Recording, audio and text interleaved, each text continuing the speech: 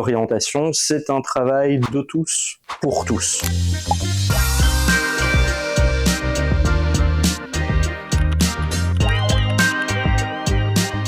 Des activités orientantes peuvent être intégrées dans des disciplines scolaires comme le français, les maths, les sciences, etc.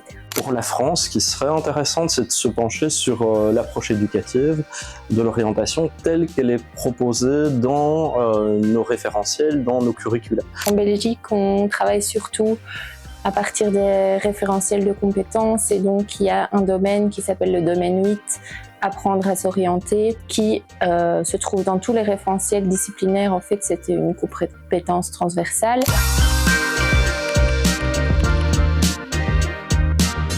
Ma réponse serait de structurer les actions à travers les objectifs, les buts, le cadre d'action de chacun des partenaires et de coordonner ces actions, mais en définissant ce que chaque acteur peut faire, quel est son périmètre, puisque un enseignant n'est pas un psychologue n'est pas une entreprise, mais que chacun peut travailler par rapport à ses propres compétences. Je pense qu'il faut surtout dégager du temps et des périodes à tout le monde pour essayer de pouvoir se concerter et de pouvoir travailler tout simplement ensemble, que tout devienne plus fluide et que ça fasse un fil conducteur. L'enseignant n'est pas seul. Alors, il est souvent seul dans sa classe, mais il n'est pas seul dans le déploiement d'activités d'orientation. Et je pense que ça peut et devrait être complété par des partenaires qui ont des spécificités, des ouvertures vers notamment le monde extérieur, le monde du travail, mais pas que, le monde artistique, le monde du travail social, etc., de la santé. Et peut-être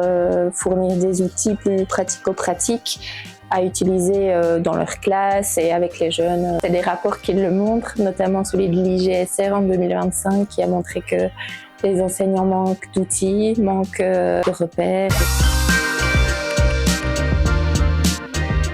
C'est de définir les finalités qu'on veut pour nos sociétés. Les acteurs du collectif, mais aussi les acteurs éducatifs, recherchent des objectifs qui sont similaires, qui sont l'épanouissement des jeunes et des moins jeunes, le fait que finalement on arrive à former des citoyens qui vont trouver une place, qui vont être heureux. Mais la complexité de nos sociétés nous amène à devoir, je pense, nous positionner dans les sciences humaines des finalités qui seraient justement le développement d'un monde plus humain, avec du travail décent, avec de la durabilité, de la justice sociale. La collaboration de l'ensemble des acteurs et de l'ensemble des actions pourrait se tourner vers ces finalités afin de cadrer et donner une direction commune à nos actions.